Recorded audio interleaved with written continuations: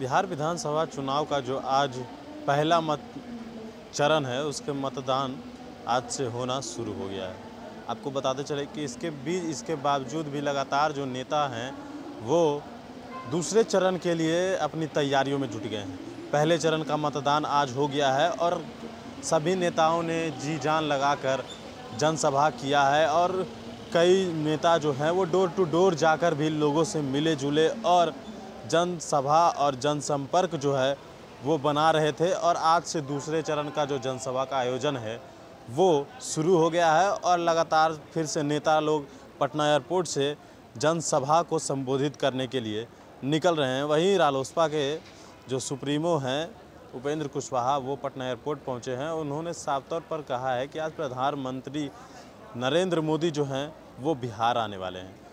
बिहार का आज उनका बिहार आने का जो दौरा है वो और पटना के वेटनरी ग्राउंड में भी आज प्रधानमंत्री नरेंद्र मोदी जनसभा को संबोधित करेंगे। उन्होंने साफ तौर पे कहा है रालोसपा सुप्रीमो ने कि प्रधानमंत्री नरेंद्र मोदी आ रहे हैं और पिछले बार भी वो आए थे। और उन्होंने नीतीश कुमार पर कहा है कि जिस तरीके से 15 साल प्रधानमंत्री के बारे में और 15 साल जो राजद और कांग्रेस की सरकार थी उन दोनों के बारे में उन्होंने साफ तौर पे कहा है कि जनता को ठगने का काम किया था और तीसरा विकल्प जो है उपेंद्र कुशवाहा दे रहे हैं। क्या कुछ कह रहे हैं उपेंद्र कुशवाहा, पहले आप सुनिए।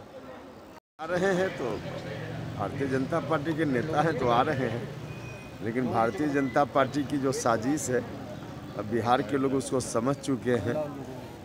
इस बार उनकी कोशिश है कि नीतीश कुमार के नाम पर बैकवर्ड का वोट ले लो और भारतीय जनता पार्टी का अपना मुख्यमंत्री थोप दो।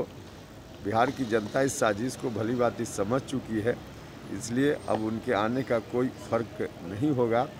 इस बार उनकी खैर नहीं है। भारतीय जनता पार्टी या एनडीए गठबंधन इस बार कहीं से कुछ नहीं कर पाएगा।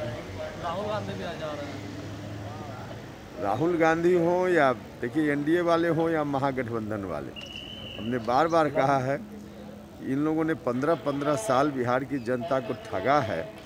अब दोबारा इन लोगों पर बिहार के लोग नहीं भरोसा करने वाले हैं। 15 साल में चाहे इन्होंने चाहे उन्होंने शिक्षा, स्वास्थ्य, रोजगार का कुछ इंतजाम नहीं किया, बल्कि बिहार को और बर्बादी में धकेल दिया। तो इस परिस्थिति में दोनों गठबंधन से जनता नाराज है, मुक्ति चाहती है। अच्छा, इस तस्वीर को कैसे देखते हैं आप? प्रधानमंत्री के बैनर में नीतीश कुमार का चेहरा नहीं और नीतीश कुमार के बैनर में प्रधानमंत्री का चेहरा नहीं, ये कैसा गठबंधन? बिल्कुल, हमने तो कहा ही कि बाहर से दिखाने के लिए भले लोग कुछ बोले, लेकिन अंदर में दोनों एक दूसरे के खिलाफ लड़ रहे हैं। नीचे ज़मीन पर भी जहां भारतीय जनता पार्टी का उम्मीदवार है वहां जेडीयू के लोग खिलाफ में खड़े हैं, जहां जेडीयू का उम्मीदवार है वहां बीजेपी के लोग खिलाफ में खड़े हैं। तो इन लोगों का गठबंधन पहले ही टूट चुका है, जनता तो ऐसे ही नकार चुकी है, इसलिए इनको ध्वस्त होना ही है। Thank you.